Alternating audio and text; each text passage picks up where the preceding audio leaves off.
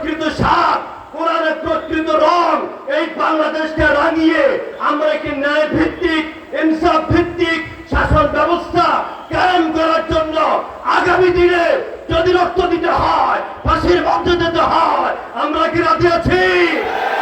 হাত তুলে আমরা বলি নারায়ে তাকবীর।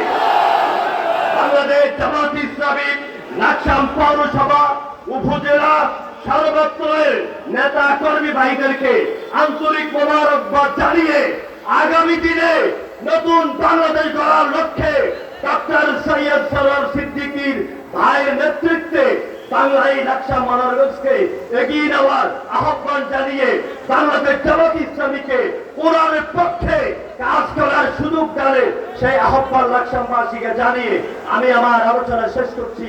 আদাব ইনদি ওয়াল ইলমু ইনদাল্লাহ। আসসালামু আলাইকুম ওয়া রাহমাতুল্লাহ।